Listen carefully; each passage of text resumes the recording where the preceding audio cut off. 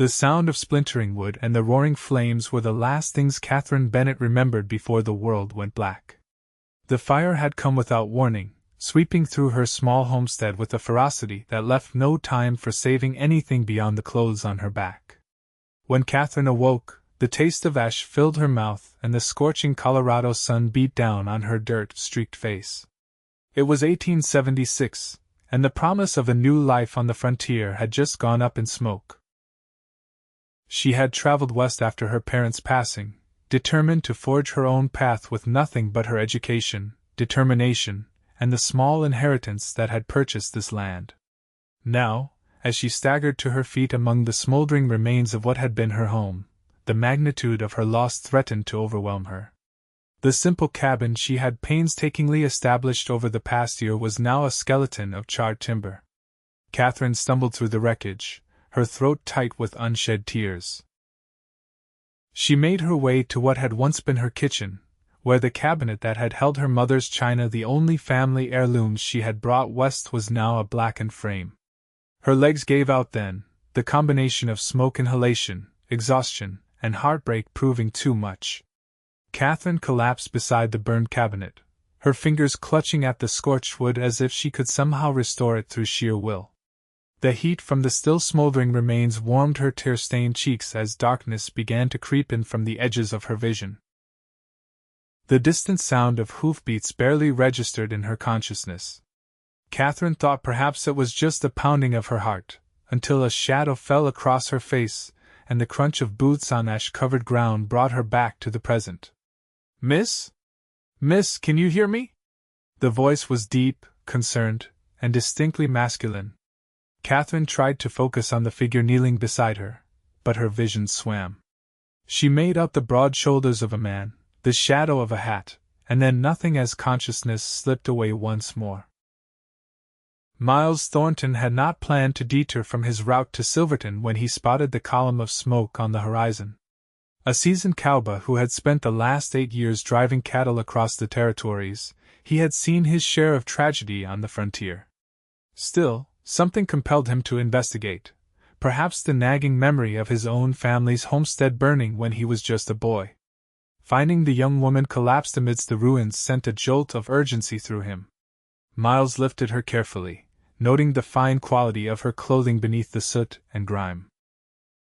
She was no ordinary settler. Her hands were too smooth, her features too delicate for someone accustomed to the harsh realities of frontier life. He carried her to his horse, situating her in front of him in the saddle. His ranch was a good hour's ride away, but it was the nearest shelter, and she clearly needed medical attention. As they rode, Miles kept one arm securely around her waist, feeling the shallow rise and fall of her breathing against his chest. "Hang on, miss," he murmured, though he knew she couldn't hear him. "I've got you." Katherine drifted in and out of consciousness, vaguely aware of the steady movement beneath her and the solid presence at her back. When she finally came fully awake, she found herself in an unfamiliar room, lying on a simple but clean bed. Panic surged through her as she tried to sit up, only to be overcome by a fit of coughing. "Easy now," came that same deep voice she half remembered. "You've had a rough go of it." A man moved into her field of vision, holding out a cup of water. He was tall, with sun-bronzed skin and eyes the color of the sky after a storm, a deep, clear blue that seemed to see right through her. His dark hair was slightly too long, curling at the edges where it met his collar, and a day's growth of beard shadowed his strong jaw. "Where am I?" Katherine managed, accepting the water with shaking hands. "My ranch, about 10 miles from where I found you. Name's Miles Thornton." He took a step back, giving her space. "You were in bad shape, miss. Dr. Johnson's been by to check on you. Said you need rest and clean air, but you'll recover." Katherine took a careful sip of water, the cool liquid soothing her parched throat. "Katherine Bennett," she replied, clinging to the formalities that were so out of place in her current situation. "I thank you for your assistance, Mr. Thornton."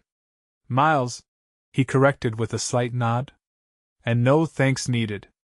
Anyone would have done the same." But they both knew that wasn't true. The frontier was as unforgiving as it was vast, and many would have ridden past, unwilling to take on another's burden. "How long have I been here?" Katherine asked, noticing for the first time that she was wearing a nightgown that was decidedly not her own. 2 days, Miles answered, a faint flush coloring his cheeks. "Mrs. Abernathy, she helps around the ranch. She's the one who tended to you and changed your clothes. I hope that's all right." Katherine nodded, embarrassment warming her own face. "Of course. Please thank her for me." An awkward silence fell between them, broken only when Miles cleared his throat. "You hungry?" Mrs. Abernathy left some stew warming on the stove before she headed home. At the mention of food, Katherine's stomach growled audibly, and she pressed a hand to it in mortification. "I suppose I am," she admitted.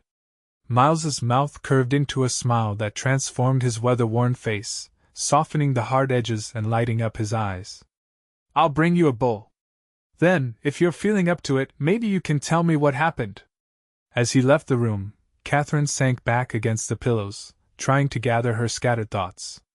Her home was gone, along with everything she owned save the locket around her neck, the last gift her mother had given her. She had no money, no clothes, and nowhere to go. The realization hit her with crushing force, and she fought against the tears that threatened to overwhelm her once more. By the time Miles returned with a tray bearing a steaming bowl of stew and a chunk of bread, Katherine had composed herself. She would not break down in front of this stranger, no matter how kind he had been. She would find a way forward, as she always had. "Can you manage?" Miles asked, setting the tray on her lap. "Yes, thank you," Katherine replied, picking up the spoon with determination. Miles settled into a chair near the bed, his large frame making the furniture seem almost dainty in comparison. "So, Miss Bennett, what brings a lady like yourself to these parts? If you don't mind my asking." Katherine paused, spoon halfway to her mouth. "A lady like myself?" Miles had the grace to look slightly abashed. "You've got the look of someone who's more used to city comforts than frontier hardships. Your hands gave you away at least before the fire." Katherine glanced down at her hands, now reddened and scraped from her ordeal. "I came from Boston after my parents died," she explained, resuming her meal.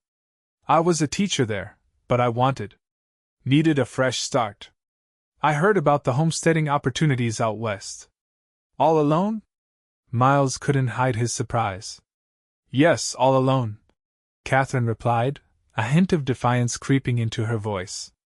"I am quite capable, Mr. Thornton, despite what my hands might suggest." "Miles," he reminded her gently. "And I meant no offense. It takes courage to start over, especially so far from everything familiar." Katherine's defiance deflated as quickly as it had risen.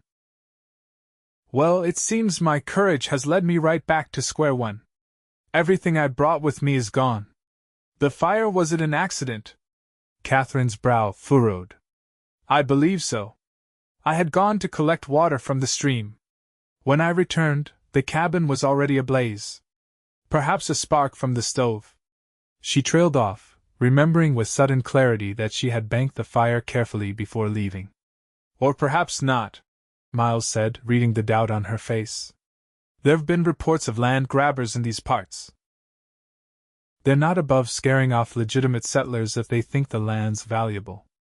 The thought sent a chill through Katherine. "Do you think someone deliberately set the fire?" Miles's expression grew serious. "I can't say for certain, but it's worth looking into. There's been talk of silver in the hills around your property." Katherine set down her spoon, her appetite suddenly diminished. "I had no idea. I chose the land because it had good water access and seemed fertile enough for a small garden. The land grabbers don't care about farming. They're after quick profit." Miles stood, taking the tray from her lap. "You should rest now. We can talk more in the morning." As he reached the door, Katherine called out to him. "Mr. Thornton, Miles. I don't know how to repay your kindness, but I will find a way." Miles turned back, his expression unreadable in the lamplight. "Just focus on getting better, Miss Bennett. That'll be payment enough." After he left, Katherine lay awake for a long time, staring at the unfamiliar ceiling. Her mind raced with questions and worries. If someone had deliberately burned her home, would they come looking for her? And what would she do now, with no resources and no home? Eventually, exhaustion claimed her, and she fell into a restless sleep filled with dreams of fire and a pair of storm-blue eyes watching over her. The following morning, Katherine awoke feeling stronger. Sunlight streamed through the curtains, illuminating a simple but comfortable room. A dress had been laid out at the foot of the bed, plain but clean, and close enough to her size to be serviceable. After dressing, Katherine made her way hesitantly out of the bedroom, finding herself in a spacious main room that served as both kitchen and living area. The cabin was larger than her lost homestead had been, solidly built and well-maintained, if sparsely furnished. "Good morning," Miles greeted her from where he stood at the stove, frying bacon in a cast-iron pan. "Feeling better?" "Much, thank you," Katherine replied, self-consciously smoothing down the borrowed dress. "Is this Mrs. Abernathy's?" "Her daughter's," Miles explained, turning the bacon with practiced ease. "She's about your size. Mrs. Abernathy thought you might need something to wear." "That's very kind. I'll be sure to thank her properly." Miles gestured toward the table, which was already set for two. "Have a seat. Coffee's ready, and breakfast will be done shortly." Katherine sat, wrapping her hands around the mug of coffee he poured for her. The normalcy of the scene, breakfast cooking, coffee steaming, stood in stark contrast to the chaos of her current circumstances. The dichotomy almost made her laugh. "Something amusing?" Miles asked, bringing plates to the table. "Just thinking about how strange life can be," Katherine replied. 2 days ago, I was independent and established, however modestly. Now I'm completely dependent on the kindness of strangers." Miles sat across from her, his expression thoughtful. "The frontier has a way of humbling us all, sooner or later. No one out here survives completely on their own." They ate in companionable silence for a few minutes before Miles spoke again. "I've been thinking about your situation. If you're interested, Mrs. Abernathy mentioned that the settlement a few miles south is looking for a teacher. Their last one moved on a month ago." Katherine felt a flutter of hope. "A teaching position? That would be perfect. It's a small settlement, nothing like Boston, I imagine. But the folks there are good people, working hard to build something lasting. Do you think they would hire me? I have no references with me, no proof of my qualifications." Miles's mouth quirked in a half-smile. "Your speech and manners are reference enough for these parts. Besides, I vouch for you. You hardly know me," Katherine pointed out. "I'm a good judge of character," Miles replied simply. "And we're in need of educated people out here. Too many children growing up without proper schooling." Katherine felt a surge of gratitude and something else she couldn't quite name. "Thank you. I would very much like to pursue this opportunity." "Good. I'll ride into town today and speak with the town council." Miles finished his breakfast and stood. "You're welcome to stay here until you're fully recovered and have made arrangements." "I couldn't impose, it's no imposition." Miles cut her off gently. "The ranch is quiet these days.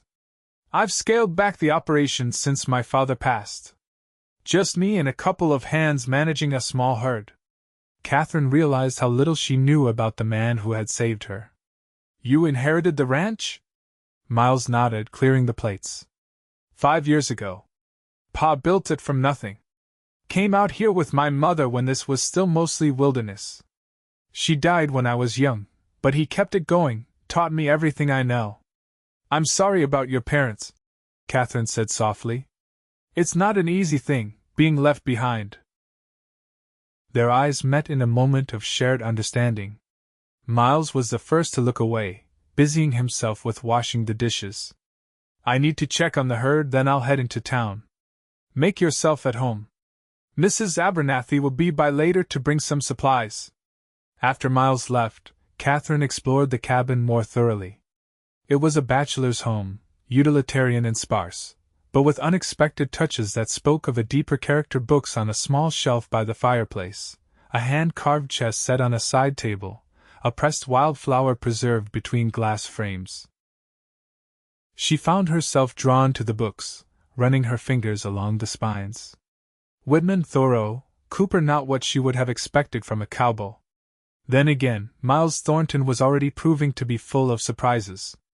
Outside, the ranch spread out before her, a modest operation compared to some she had heard about, but impressive nonetheless. A corral held several horses, a barn stood solid against the backdrop of rolling hills, and in the distance, she could make out a small herd of cattle grazing. The setting was peaceful, a stark contrast to the devastation she had experienced. Katherine breathed deeply, savoring the clean mountain air that filled her lungs. Perhaps this tragedy would lead to something new, something she couldn't yet imagine. Mrs. Abernathy arrived mid-morning, a robust woman with kind eyes and practical hands. She brought clothing, food, and a maternal fussing that Katherine, who had been on her own for so long, found both overwhelming and comforting. "Mr. Thornton said you lost everything in that fire. Such a shame, such a shame." Mrs. Abernathy clucked as she unpacked her basket. "But you're alive, and that's what matters." "The good Lord has his reasons." "Yes, I suppose he does," Katherine replied, helping to store the food. "I'm very grateful for Mr. Thornton's assistance." Mrs. Abernathy gave her a knowing look. "He's a good man, Mr. Thornton. Too much alone, if you asked me, but a good man. His father would be proud of how he's handled things." "Has he always been a rancher?" Katherine asked, curiosity getting the better of her. "Oh, not always. He went east for schooling when he was younger. His father insisted, wanted him to have opportunities he never had." Miles came back with all sorts of ideas about modern ranching techniques. Mrs. Abernathy shook her head fondly. Nearly drove his father to distraction, but in the end, some of those ideas saved the ranch during the drought 3 years back. This new information about Miles intrigued Katherine. He was educated, then another unexpected layer to the cowboy who had rescued her. "There now," Mrs. Abernathy said, finishing her unpacking. "These things should see you through until you get settled. My Sally's about your size, though maybe not as fine-boned. The dresses might be a bit loose, but they'll do. Thank you so much. I don't know how I'll ever repay such kindness." Mrs. Abernathy waved away her gratitude. "No need for that talk. Out here, we help each other. Your turn will come to help someone else, you mark my words."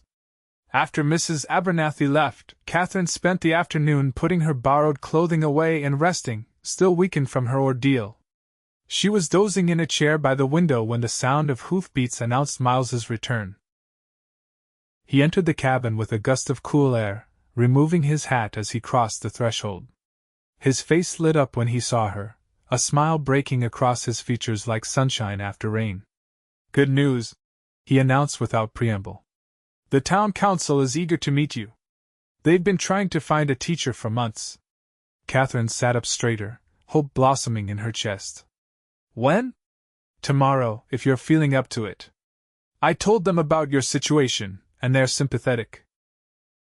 The position comes with a small house behind the schoolhouse, nothing fancy, but it would be a roof over your head."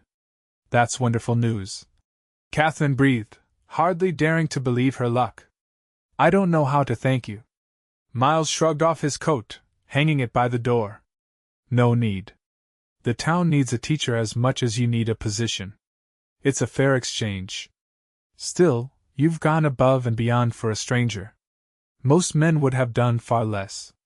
Miles's expression grew serious. "I know what it's like to lose everything in a fire. My mother died in one when I was 8. If someone had been there to help her." He trailed off, the old pain evident in his eyes. Katherine's heart ached for the boy he had been. "I'm so sorry," she said softly. Miles shook off the memory visibly. "It was a long time ago. But I suppose it's why I couldn't just ride past when I saw the smoke from your place." A comfortable silence fell between them, filled with unspoken understanding. Finally, Miles cleared his throat. I should see to the horses. We'll leave for town after breakfast tomorrow, if that suits you. That would be perfect, Katherine agreed, already mentally preparing for the interview. That evening, they shared another simple meal, and Miles surprised her by producing a chess set afterward. Do you play? He asked, setting up the hand-carved pieces. My father taught me, Katherine replied, taking a seat across from him. Though I warn you, he considered me quite a formidable opponent. Miles's eyes crinkled at the corners. I welcome the challenge, Miss Bennett. The game revealed yet another facet of her rescuer. Miles played with a strategic mind, thinking several moves ahead, but not without occasional daring gambles that caught her off guard. They were evenly matched, the game stretching on as the fire burned low in the hearth. Checkmate, Katherine finally declared, trapping his king with her knight and rook. Miles studied the board, then shook his head with a laugh. Well played. I haven't lost a game in years. Would you like a rematch to restore your honor? Katherine teased, surprising herself with her boldness. Another time, perhaps. We should rest if we're to make an early start tomorrow. Miles began putting away the pieces, his fingers lingering on the carved knight Katherine had used to win. My father made these, he said quietly. Spent a whole winter whittling them by the fire. They're beautiful, Katherine replied, admiring the craftsmanship. He was very talented. He had good hands for detail work. Used to say that was what won my mother over the little wooden flowers he'd carved for her. Miles's voice held a note of nostalgia that tugged at Katherine's heart. As they prepared to retire for the night, an awkwardness fell between them. Katherine had been sleeping in what she now realized must be Miles's bedroom. Where have you been sleeping? She asked suddenly. The barn has a comfortable enough loft, Miles answered, avoiding her gaze. Oh, but I've displaced you from your own home. I couldn't, it's no hardship, Miles assured her. I've slept in far worse places on cattle drives. Katherine wanted to protest further but sensed it would only embarrass him. Well, thank you. Hopefully, after tomorrow, I'll have my own lodgings and can stop imposing on your hospitality. A flicker of something disappointment crossed Miles's face so quickly Katherine thought she might have imagined it. Like I said, it's no imposition. But I'm glad you'll have a chance at a fresh start. That night, as Katherine lay in Miles's bed, surrounded by the subtle scent of him on the sheets, leather and pine, and something uniquely male, she found herself contemplating the strange turn her life had taken. From the ashes of disaster, something new was emerging, though she couldn't yet define its shape. Morning came with a pale blue sky and the promise of a clear day. Katherine dressed in the best of the borrowed clothes, a simple blue dress that Mrs. Abernathy had altered overnight to better fit her frame. She arranged her hair as neatly as possible given her limited resources, wishing fleetingly for the combs and pins that had been lost in the fire. Miles was already up, the smell of coffee and frying eggs filling the cabin. He glanced up when she entered the main room, and for a moment, he simply stared. Is something wrong? Katherine asked, suddenly self-conscious. Miles shook his head, as if clearing it. No, not at all. You look very nice. The compliment, delivered with such honest simplicity, warmed Katherine more than it should have. Thank you. Mrs. Abernathy worked wonders with the dress. Breakfast was a quiet affair, both of them seemingly lost in their own thoughts. As they cleared the dishes, Miles said, I've been thinking about your homestead. Once you're settled, I'd like to ride out there again, take a closer look. Might be able to tell if the fire was deliberately set. You think that's likely? I can't say for certain, but the timing is suspicious. There's been talk of silver in those hills for months now, and suddenly your place burns down? Miles frowned. If someone is trying to scare off settlers to grab land, they need to be stopped before anyone else gets hurt. The idea that someone might have intentionally destroyed her home sent a chill through Katherine. What would we do if we found evidence? Take it to the marshal in town. He's a good man, takes his job seriously. Katherine nodded, grateful for Miles's concern. Thank you. I would appreciate knowing the truth, one way or another. The ride into town was pleasant, the autumn air crisp and invigorating. Katherine rode a gentle mare Miles had saddled for her, and he kept a careful pace to accommodate her less experienced horsemanship. The settlement came into view after about an hour's ride, a small but growing town nestled in a valley, with a main street lined with wooden buildings, a church steeple rising above the rest. Silver Creek, Miles announced as they approached. Not much to look at compared to Boston, I imagine, but it's growing. Katherine took in the bustling activity wagons moving along the street, people going about their business, children playing in front of what must be the schoolhouse. It looks alive, she said. That's what matters. The town council meeting was held in the back room of the general store. Katherine found herself facing 5 serious-faced men who questioned her about her qualifications, teaching philosophy, and willingness to adapt to frontier conditions. Miles stood by silently, his presence somehow reassuring.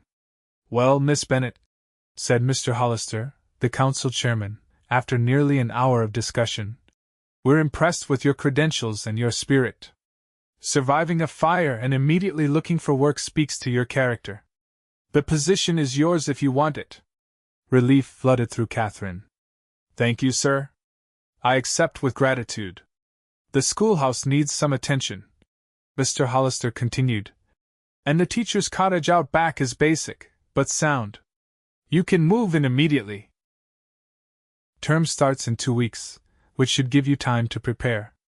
"That's very generous," Katherine replied, already mentally cataloging what she would need to begin teaching. "Miles here says you lost everything in the fire," Mr. Phillips, the storekeeper, interjected. "We've taken up a collection to help you get started. It's not much, but it should cover basic necessities." Mr. Phillips handed her an envelope, which Katherine accepted with tears pricking at her eyes. "I don't know what to say. See, you'll teach our young ones to read and cipher better than we can, Mr. Phillips replied with a kind smile. "That'll be thanks enough." After the meeting, Miles took Katherine to see the schoolhouse and cottage. The school was a simple one-room building with rows of benches and a larger desk at the front for the teacher. The attached cottage was indeed basic, just 2 rooms, a main living area with a small stove and a bedroom, but it was clean and solid. "It's perfect," Katherine declared, running her hand along the simple wooden table that dominated the main room.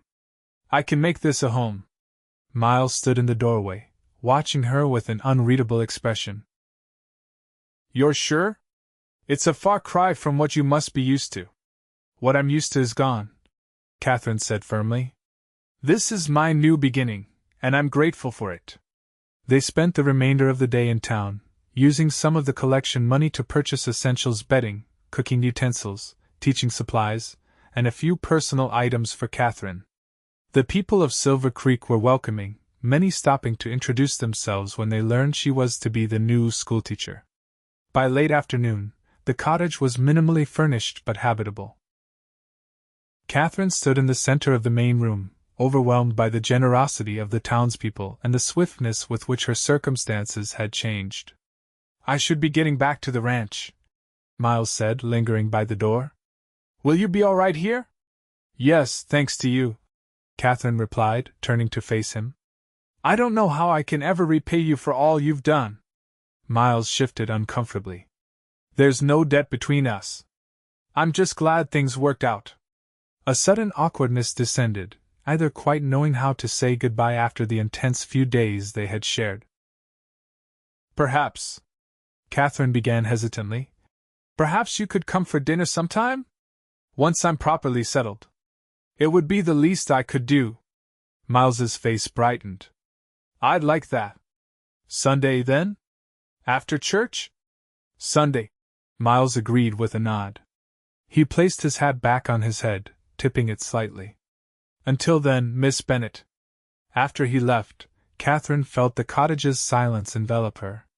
For the first time in days, she was truly alone with her thoughts. She should have felt only relief at her good fortune and the kindness of strangers, but as she prepared for her first night in her new home, she found herself missing the warmth and quiet strength of Miles Thornton's presence. The following days were a flurry of activity as Katherine prepared for the start of the school term. She cleaned the schoolhouse from top to bottom, organized what few books and supplies were available, and began planning lessons for students whose ages and abilities would span a wide range. The townspeople continued to show remarkable generosity. Mrs. Phillips, the storekeeper's wife, brought curtains for the cottage windows. The blacksmith's wife arrived with a basket of preserves and fresh bread. Several families invited her to dinner, eager to meet the woman who would be teaching their children. Through it all, Katherine found her thoughts returning often to Miles. She wondered what he was doing, if he had gone back to her burned homestead as he had mentioned. She found herself looking forward to Sunday with an anticipation that went beyond simple gratitude. Sunday arrived clear and cool, the aspen trees beginning to turn golden in the early autumn light. Katherine attended the small church service, where she was formally introduced to the congregation by Reverend Walsh. She felt the weight of expectation on her shoulders. These people were entrusting their children's education to her, a responsibility she did not take lightly. After the service, she hurried back to the cottage to prepare for Miles's visit. She had purchased a small roast with some of the money from the town collection, determined to provide a proper meal as thanks for all he had done. Miles arrived promptly after the noon church service, his tall frame filling the cottage doorway. He had dressed for the occasion, Katherine noticed, wearing a clean shirt and vest instead of his usual work clothes, his dark hair still damp from washing. "Something smells wonderful," he said by way of greeting, removing his hat as he stepped inside. "I hope you like roast beef," Katherine replied, suddenly shy in a way she hadn't been during the crisis that had brought them together. "One of my favorites," Miles assured her, presenting a small bouquet of wildflowers. "These are from the meadow near the ranch. Thought they might brighten up your table." Katherine accepted the flowers with a smile, touched by the gesture. "They're beautiful." "Thank you." The meal progressed easily, their conversation flowing from Katherine's preparations for school to Miles's work on the ranch. He told her stories of cattle drives and frontier adventures that made her laugh, and she shared tales of her teaching experiences in Boston that seemed to fascinate him. "I went back to your homestead yesterday," Miles said as they finished their meal, his tone becoming more serious. Katherine set down her fork. "And? Did you find anything?" "Signs that the fire was deliberately set," Miles confirmed grimly. "There were traces of coal oil around what was left of the foundation. No accident would have spread that quickly or burned that hot." A chill ran through Katherine. "Who would do such a thing?" "I have my suspicions. There's a man named Harlan Wade who's been buying up land all around the territory, especially where there are rumors of silver deposits. He employs some rough characters to do his dirty work." "Have you told the marshal?" Miles nodded. "Showed him what I found. He's looking into it, but without witnesses, it's hard to prove who was responsible." Katherine fell silent, processing this information. "I suppose I should be grateful. If I hadn't gone for water when I did." "Don't think about that," Miles said quickly, reaching across the table to briefly cover her hand with his. The touch was gone almost as soon as it happened, but the warmth lingered on Katherine's skin. "You're safe now, and you've landed on your feet. Thanks to you," Katherine reminded him softly. Their eyes met across the table, and something unspoken passed between them, a recognition of the connection that had formed so rapidly amid disaster. After dinner, they sat by the small fireplace Katherine had lit against the evening chill. Miles told her more about his life, how he had gone east to agricultural college at his father's insistence, how he had returned with new ideas but a deeper appreciation for the life his parents had built. "And you never married?" Katherine asked, then immediately regretted the personal question.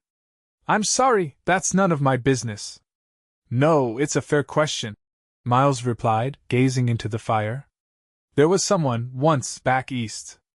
But she couldn't imagine life on the frontier, and I couldn't imagine life anywhere else. We parted ways."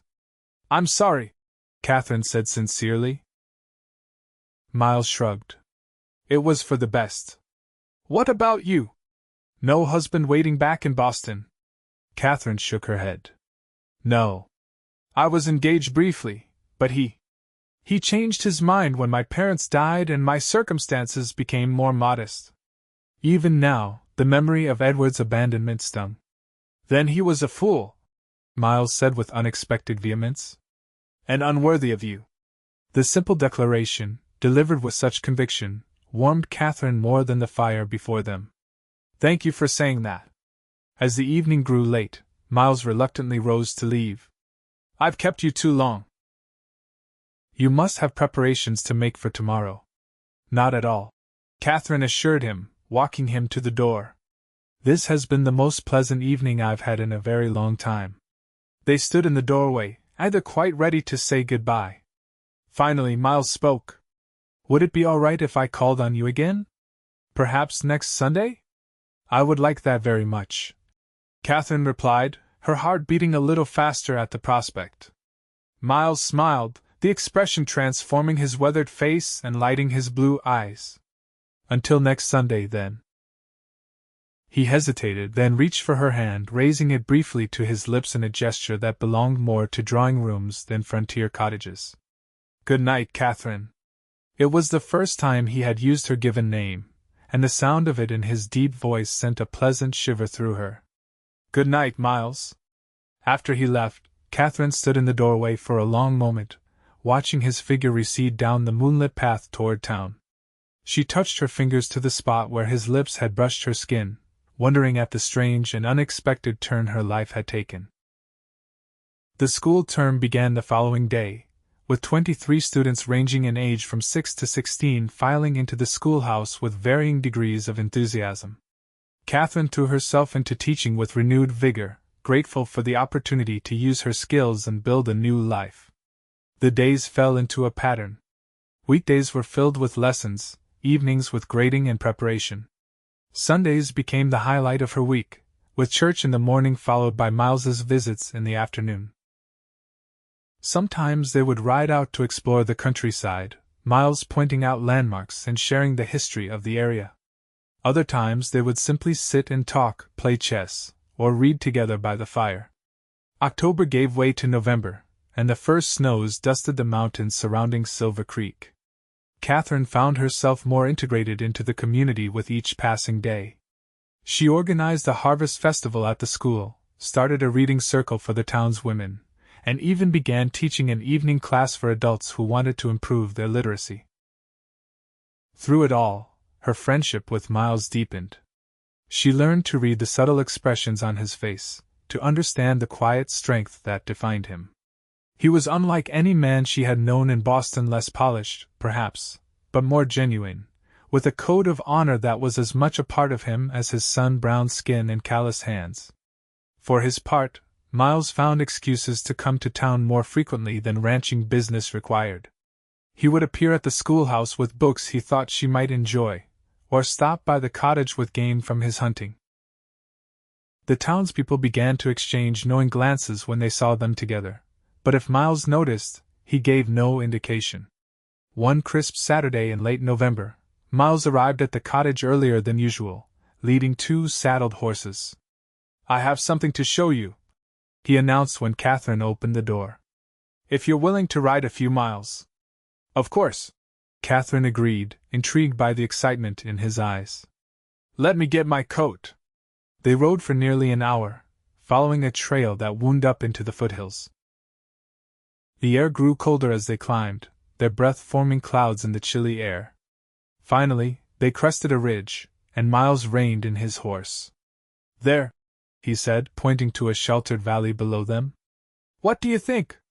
Katherine gazed down at the scene, a small, clear lake reflecting the blue sky, surrounded by pines and protected from the wind by the surrounding hills. "It's beautiful," she breathed, taking in the pristine landscape. "This is part of my land," Miles explained. "The northernmost section of the ranch. I don't run cattle up here, it's too remote, but I've always thought it was the prettiest spot on the property." "I can see why," Katherine agreed, enchanted by the peaceful setting. They descended to the lake's edge, where Miles helped her dismount and spread a blanket on a patch of ground sheltered by rocks. From his saddlebags he produced a modest picnic: bread, cheese, dried fruit, and a flask of hot coffee. "This is wonderful," Katherine said as they shared the simple meal. "How did you find this place?" "My father brought me here when I was a boy," Miles replied, gazing out over the water. "Said it was where he proposed to my mother. They would come up here on special occasions, just the two of them." The significance of him sharing this place with her was not lost on Katherine. Her heart beat a little faster, but she kept her voice casual. "It must have been a very happy marriage." "It was," Miles confirmed. "Even after all these years on my own, I still measure my life against the example they set. The way they faced hardships together, the respect they showed each other."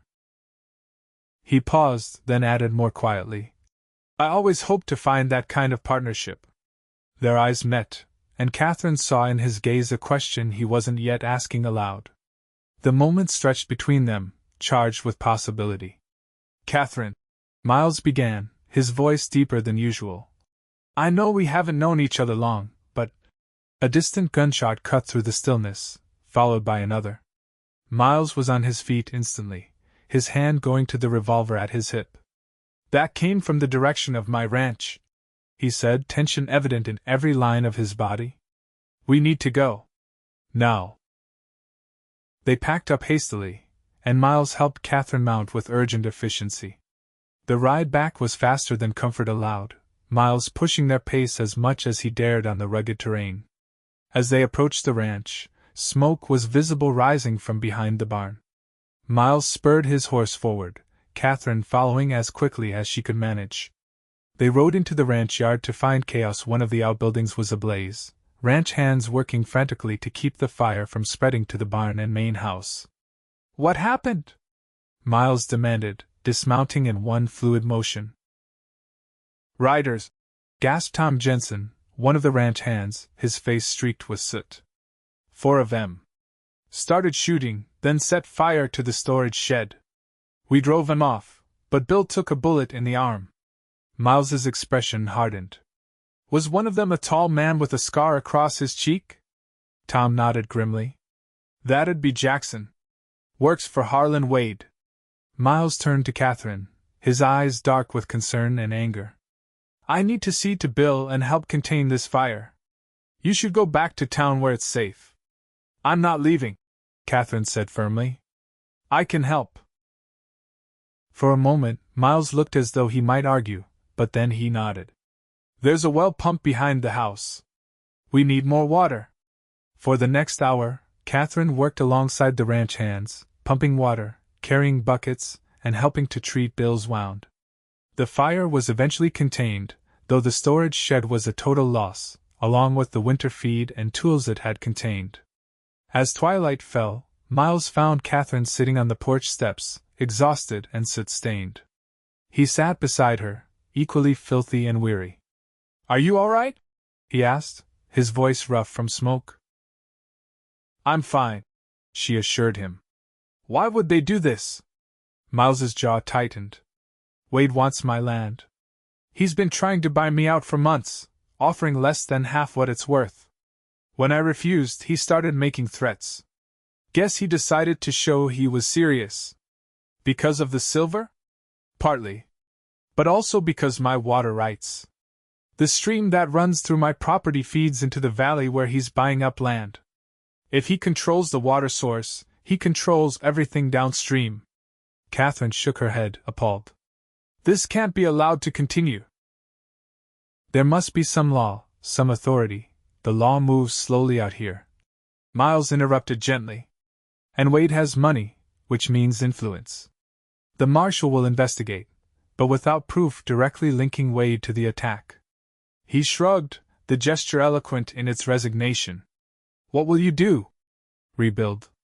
Strengthen our defenses. And find a way to stop Wade permanently, through legal means if possible." Miles's expression was determined. "I won't be driven from land my parents built with their sweat and blood." Katherine reached out impulsively, covering his hand with hers. "You don't have to face this alone." Miles turned his hand beneath hers, interlacing their fingers. "No. he agreed softly. I'm beginning to see that. The moment was interrupted by Mrs. Abernathy calling them in for a late supper. The mood around the table was subdued, the ranch hands discussing increased patrols and security measures. Katherine noticed Miles's distraction, the way his gaze would drift to the window, as if expecting another attack. It was fully dark by the time they finished eating, the temperature dropping rapidly. It's too late for you to ride back to town, Miles told Katherine. You'll stay here tonight. Mrs. Abernathy has already made up a room for you. Katherine nodded, too tired to argue and, if she was honest with herself, relieved not to be making the journey back to town in the dark. Later, as she prepared for bed in the small guest room, there was a soft knock at the door. Miles stood in the hallway, his hair still damp from washing, wearing a clean shirt. I wanted to apologize, he said without preamble. This isn't how I planned for today to go. You have nothing to apologize for, Katherine assured him. None of this was your doing. Still, I brought you into danger. If anything had happened to you. He trailed off, his expression pained. But it didn't, Katherine reminded him gently. I'm fine. And I'm glad I was here to help. Miles studied her face in the lamplight, his gaze softening. You continue to surprise me, Katherine Bennett. Most women would have fled at the first sign of trouble. I'm not most women, she replied with a small smile. No, Miles agreed, his voice dropping lower. You most certainly are not. The air between them seemed to thicken, charged with unspoken feelings. Miles took a half-step closer, then visibly restrained himself. You should rest, he said, his voice rough. Tomorrow will be soon enough to figure out our next steps. Katherine nodded, though disappointment flickered through her. Good night, Miles. Good night, Katherine. He hesitated, then added, I'm glad you're here. After he left, Katherine lay awake for a long time, replaying the events of the day in her mind. The peaceful moment by the lake seemed a lifetime ago, Miles's unfinished sentence hanging in her memory. What had he been about to say before the gunshots interrupted them? Morning brought clarity and decision. Over breakfast, Miles announced his intention to ride into town to speak with the marshal. I'm coming with you, Katherine said firmly. I'm a witness to what happened at my homestead, and now to this attack. Perhaps together, our testimonies will carry more weight. Miles looked as though he might object, but then his expression shifted to one of respect. You're right. Wade's attacks affect the whole community. It's time we stood together against him. They rode into town side by side, presenting a united front to Marshal Reynolds, a weathered man with shrewd eyes and a reputation for fairness. He listened to their accounts carefully, making notes and asking pointed questions. I've been hearing rumors about Wade's methods for months, the marshal admitted when they had finished. But this is the first time I've had credible witnesses willing to speak against him. It's still circumstantial, no one saw Wade himself giving orders, but it's enough to start building a case. What can we do? Miles asked. Stay vigilant. Document everything. And be careful. The marshal warned. Wade doesn't take opposition lightly, as you've seen. As they left the marshal's office, Katherine noticed a group of men gathered outside the saloon across the street. One of them, tall, expensively dressed, with the hard eyes of a predator, watched them with particular interest. Is that him? She asked quietly. Wade? Miles followed her gaze and nodded curtly. That's him. And the man next to him with the scarred face is Jackson, his enforcer. Wade raised his hand in a mocking salute, his lips curving in a cold smile. The message was clear: he was untouchable, and he knew it. Don't let him intimidate you, Miles murmured, placing a protective hand at the small of Katherine's back. That's what he wants. They continued down the street to the general store, where Miles needed to order replacements for the supplies lost in the fire. Inside, they found Mr. Phillips engaged in heated conversation with several other business owners. Miles, Katherine, Mr. Phillips greeted them, his expression grave. We were just discussing Wade's latest moves. He's buying the bank. Miles frowned. That can't be legal. The bank serves the whole community. Legal or not, it's happening, said Mr. Hollister, the town council chairman. And once he controls the money, he controls everything: loans, mortgages, foreclosures. Then we need to stop him before the sale goes through, Katherine said, her mind racing. When is it happening? End of the month, Mr. Phillips replied. But how do we stop a man with that kind of money and influence? By proving he's a criminal, Miles stated firmly. The marshal is building a case, but he needs evidence linking Wade directly to the attacks. And how do we get that? Mr. Hollister asked skeptically. Katherine stepped forward. We set a trap. All eyes turned to her in surprise. Katherine continued, warming to her idea. Wade wants Miles's land and water rights. What if Miles appeared to reconsider selling? It might draw Wade out, make him reveal his hand. Miles looked at her with a mixture of admiration and concern. It's risky. So is doing nothing while he takes over the entire territory, Katherine countered. We just need to make him think you're weakening, that the attacks are working. The men exchanged glances, considering her suggestion. Finally, Miles nodded slowly. It could work. But we need to be careful. Very careful. Over the next week, a plan took shape. Miles would let it be known that the attack on his ranch had made him reconsider his position. He would approach Wade about selling, but with conditions that would force Wade to reveal his true intentions. Meanwhile, the marshal would arrange for witnesses to be present at crucial moments. Katherine threw herself into the planning with the same determination she brought to her teaching. She continued her classes, not wanting to arouse suspicion by changing her routine, but her evenings were devoted to strategy sessions with Miles and the marshal. The plan was set in motion when Miles encountered Wade, by chance, at the saloon and mentioned that recent events had him thinking about his future. Wade, as expected, expressed renewed interest in purchasing the ranch. Interesting timing, Wade had remarked with thinly veiled satisfaction. What changed your mind? A man starts to reconsider his priorities when his livelihood is threatened, Miles had replied carefully. I've put too much into that land to see it destroyed piece by piece. They arranged to meet at Miles's ranch the following Saturday to discuss terms.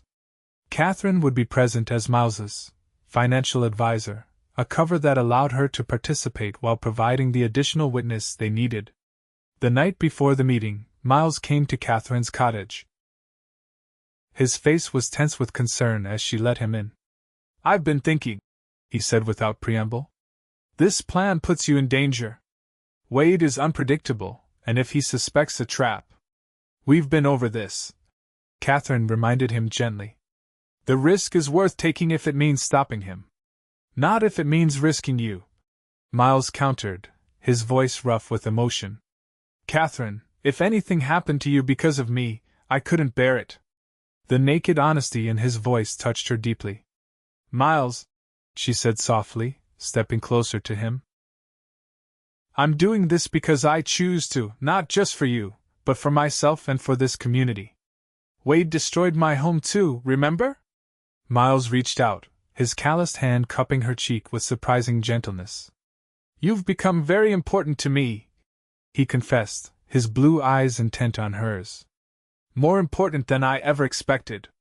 Katherine's heart raced at his touch, at the words she had been hoping to hear.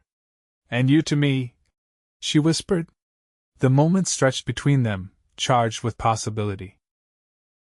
Then Miles was drawing her closer, his head bending toward hers, and his lips found hers in a kiss that started gentle but quickly deepened with months of pent-up longing. Katherine responded with equal fervor, her arms winding around his neck as she surrendered to the feelings she had been harboring since he had first rescued her from the ashes of her home. His arms encircled her waist, strong and secure, making her feel safer than she had in years. When they finally drew apart, both slightly breathless, Miles rested his forehead against hers. I've wanted to do that since the day you beat me at chess, he admitted with a small smile. Katherine laughed softly. I've wanted you to since that same day. Miles grew serious again. All the more reason to reconsider tomorrow's plan. Wade is dangerous, Katherine. If he suspected how I feel about you, then we'll be careful, Katherine insisted. But we're doing this, Miles. Together. Miles searched her face, then nodded reluctantly. Together, he agreed. But at the first sign of trouble, you get out of there. Promise me. I promise, Katherine said, though they both knew it was a promise she might not keep if Miles himself was in danger. He kissed her once more, briefly but with deep feeling, before reluctantly taking his leave. I'll come for you at noon tomorrow, he said at the door. Be ready. After he left, Katherine touched her fingers to her lips, still warm from his kiss. Tomorrow would bring danger, but tonight had brought clarity. Whatever happened with Wade, she and Miles had crossed a threshold from which there was no returning, nor did she want to return. The following day dawned bright and cold, the kind of crisp winter day that would normally have lifted Katherine's spirits. Today, however, her mind was focused on the task ahead, her nerves taut with anticipation. She dressed with care in her most businesslike attire, a high-necked navy dress with simple lines that lent her an air of competence. She pinned her hair severely, completing the image of a no-nonsense financial advisor. Miles arrived precisely at noon, his expression grave as he helped her into the wagon. Wade confirmed he's coming, he told her as they set off for the ranch. He's bringing Jackson and probably another man or two. And the marshal? We'll be waiting out of sight with 2 deputies. They'll move in once Wade incriminates himself. The plan was simple in theory. Miles would negotiate terms that included Wade's assurance that the water rights would remain accessible to downstream farmers, something Wade would never agree to if his true intent was to control the water. They hoped this would provoke him into revealing his actual plans, perhaps even admitting to the attacks as leverage. They arrived at the ranch with time to spare. Miles showed Katherine where the marshal and his men were concealed, then they took their positions in the main house, reviewing their strategy one last time. Remember, Miles said, taking her hands in his, your safety comes first. If things go wrong, they won't, Katherine assured him with more confidence than she felt. Wade is arrogant. Arrogant men make mistakes. The sound of approaching horses announced Wade's arrival. Miles squeezed Katherine's hands once before releasing them, his face settling into an impassive mask as he went to greet their visitors. Harlan Wade was an imposing figure, tall, broad-shouldered, with the confident bearing of a man accustomed to getting his way. His expensive suit and polished boots seemed out of place on the frontier, a deliberate display of his wealth and power. Jackson, his scarred enforcer, flanked him like a shadow, along with 2 other rough-looking men. Thornton, Wade greeted Miles with false joviality. I see you've finally come to your senses. Let's just say I'm open to discussion, Miles replied neutrally, leading them into the house. Wade's eyebrows rose slightly when he saw Katherine waiting inside. I wasn't aware this was a social call. Miss Bennett is advising me on financial matters, Miles explained. Given the importance of this transaction, I thought it prudent to have someone with a head for numbers present. Wade's gaze swept over Katherine, assessing and dismissive. The schoolteacher? Interesting choice of advisor. Miss Bennett was educated at one of Boston's finest women's colleges, Miles said smoothly. Her expertise is invaluable. Katherine met Wade's scrutiny with a cool smile. Mr. Thornton is being generous. I simply want to ensure that any agreement reached is equitable for all parties. Wade's lip curled slightly at this, but he took a seat at the table without further comment. Jackson remained standing behind him, his hand never far from the gun at his hip. The other 2 men positioned themselves near the door. Miles laid out a map of the ranch, pointing out boundaries and water sources. As you can see, the stream that feeds your properties downstream originates here, on my land. Yes, Wade said impatiently. That's precisely why the land is valuable to me. Let's discuss price. Price isn't my only concern, Miles replied. I want assurances about how the land will be used. Specifically, that the water rights will remain accessible to the farmers downstream who depend on them. Wade's expression hardened almost imperceptibly. The land will be mine to use as I see fit. That's not acceptable, Miles stated firmly. Those farmers have built their livelihoods on access to that water. I won't sell unless you guarantee it remains available to them. You're hardly in a position to make demands, Thornton, Wade said, his voice taking on a dangerous edge. Recent events should have made that clear. Recent events?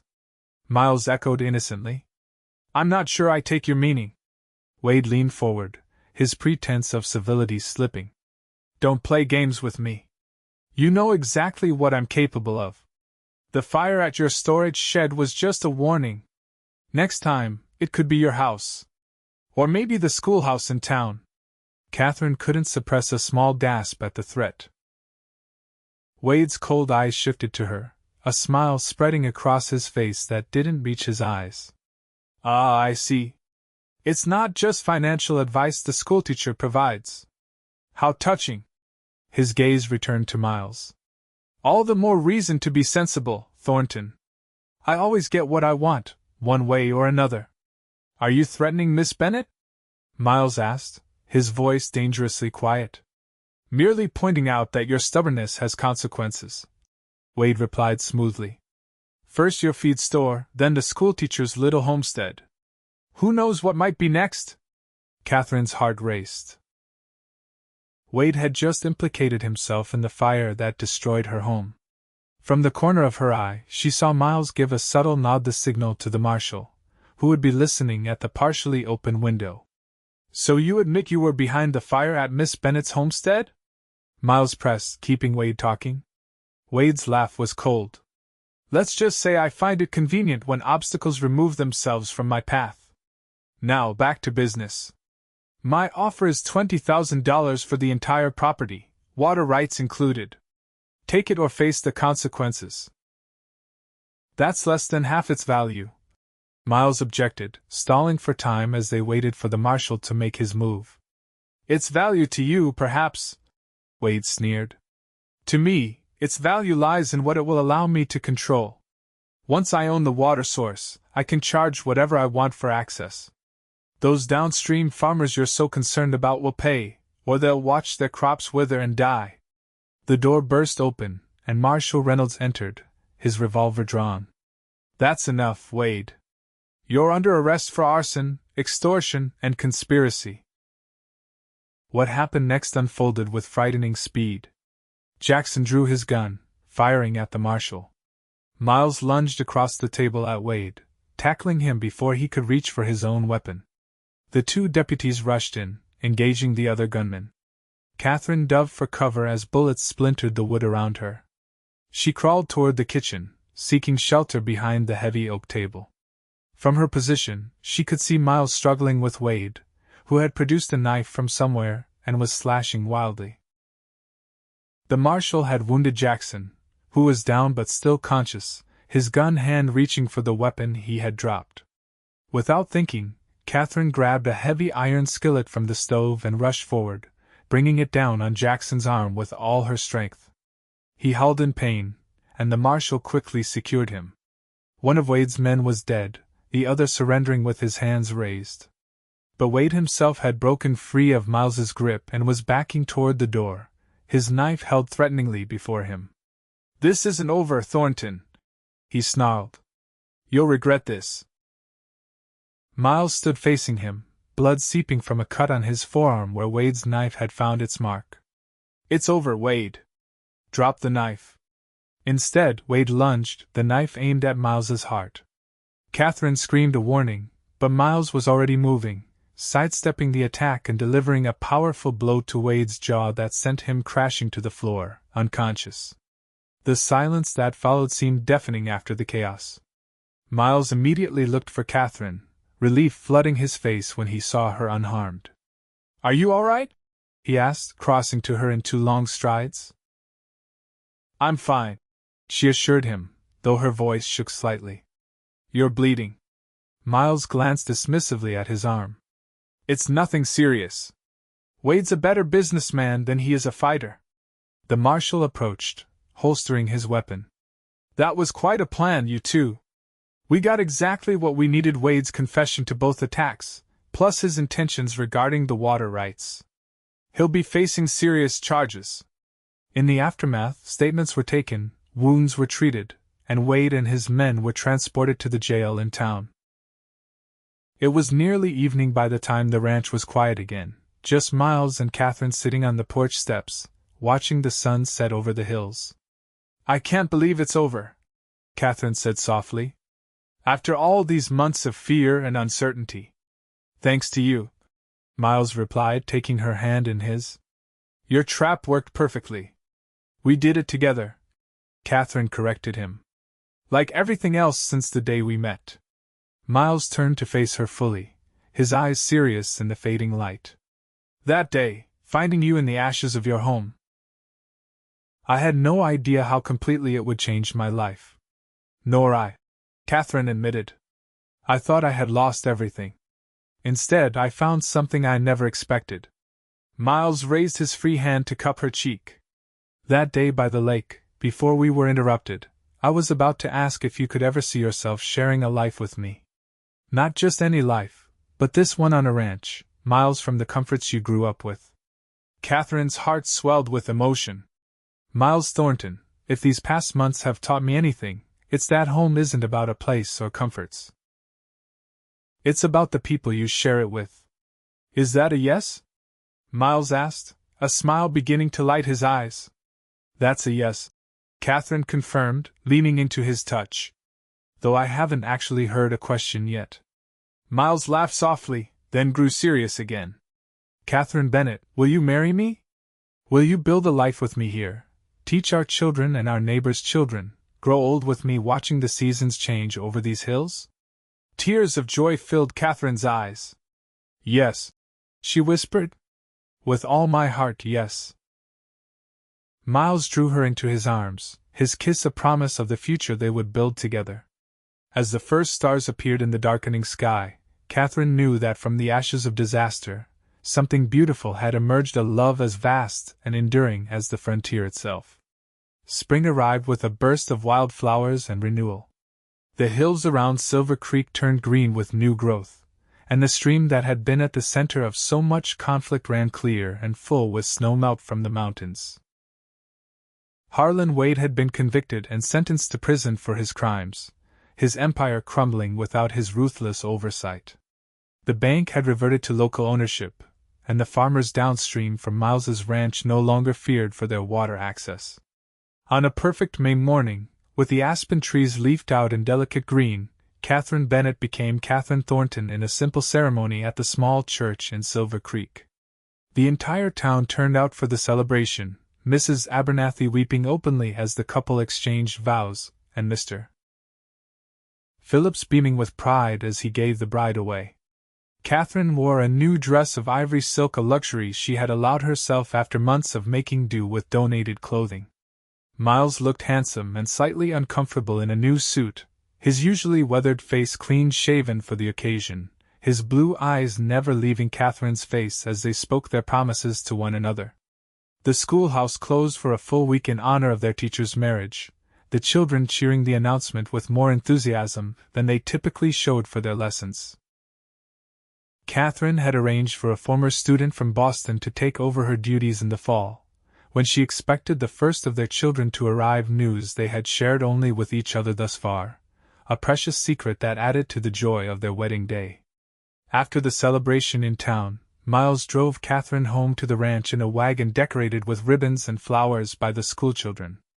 As they crested the final hill and the ranch came into view, Miles reined in the horses, turning to his bride with a smile.